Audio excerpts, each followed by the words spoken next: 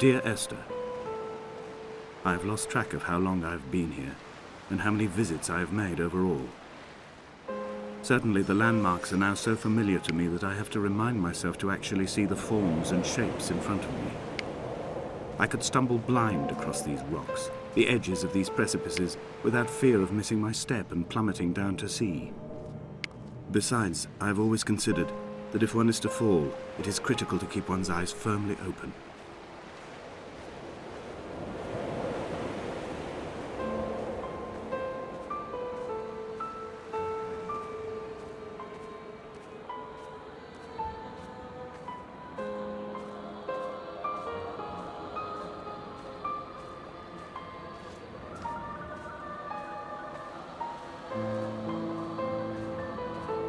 Donnelly reported the legend of the hermit, a holy man who sought solitude in its most pure form.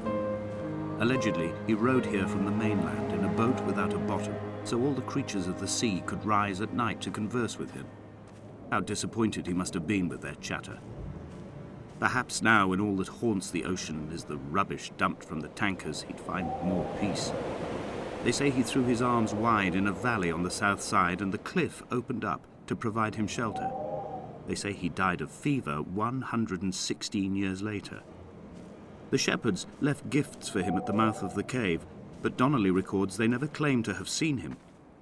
I have visited the cave and I have left my gifts, but like them, I appear to be an unworthy subject of his solitude.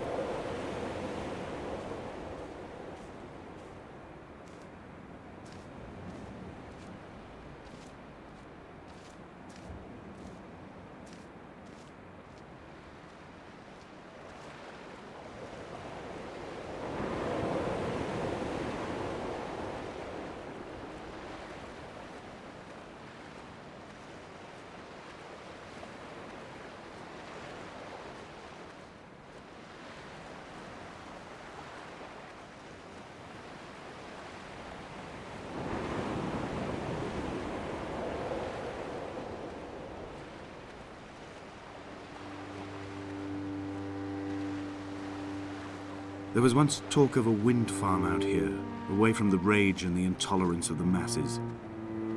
The sea, they said, is too rough for the turbines to stand. They clearly never came here to experience the becalming for themselves. Personally, I would have supported it. Turbines would be a fitting contemporary refuge for a hermit. The revolution and the permanence.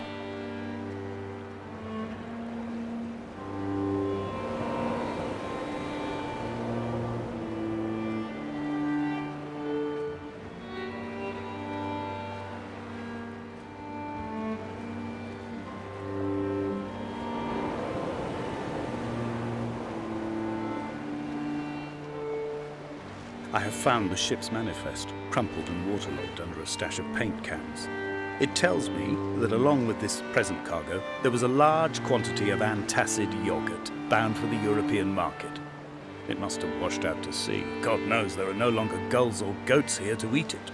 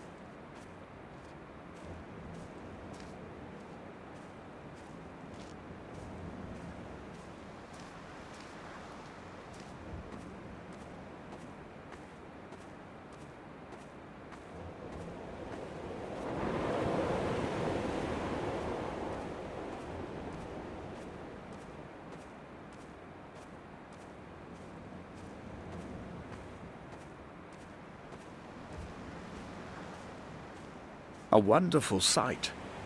The moon cresting the junction between the cliff path and the stone circle. It cast a shadow of the ridge across the beach, all the world as if you had signed your name in untidy handwriting.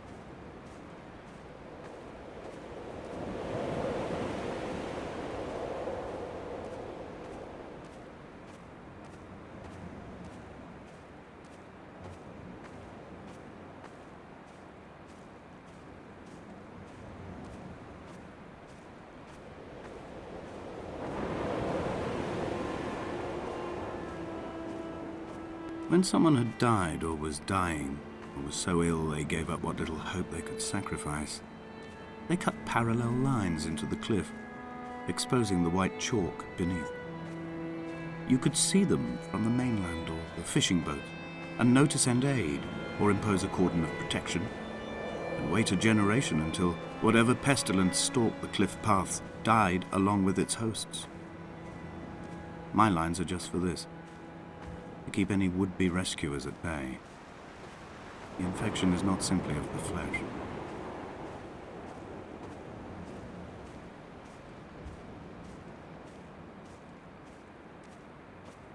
I quote directly, "A motley lot with little to recommend them.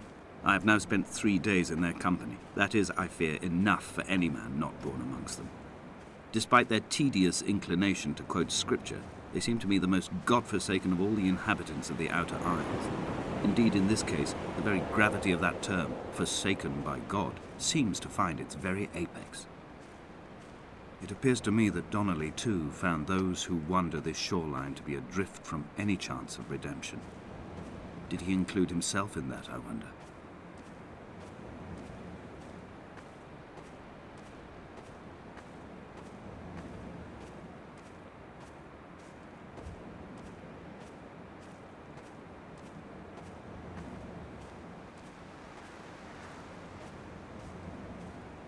Dear Esther, I met Paul. I made my own little pilgrimage. My Damascus, a small semi-detached on the outskirts of Wolverhampton. We drank coffee in his kitchen and tried to connect to one another. Although he knew I hadn't come in search of an apology, reason or retribution, he still spiraled in panic, thrown high and lucid by his own dented bonnet. Responsibility had made him old. Like us, he'd already passed beyond any conceivable boundary of life.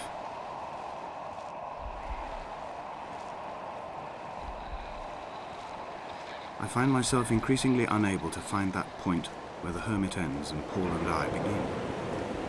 We are woven into a sodden blanket, stuffed into the bottom of a boat to stop the leak and hold back the ocean.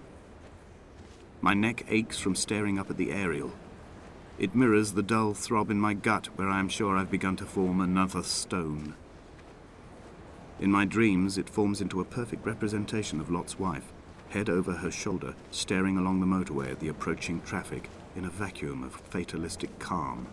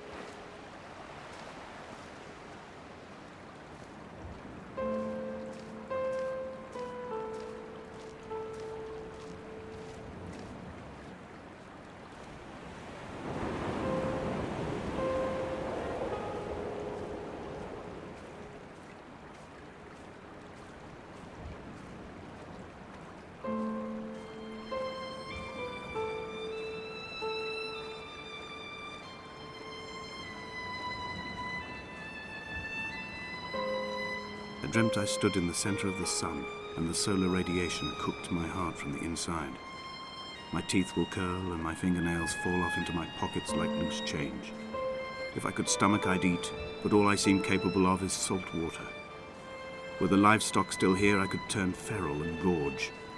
I'm as emaciated as a body on a slab, opened up for a premature source of death. I've rowed to this island in a heart without a bottom, all the bacteria of my gut rising up to sing to me.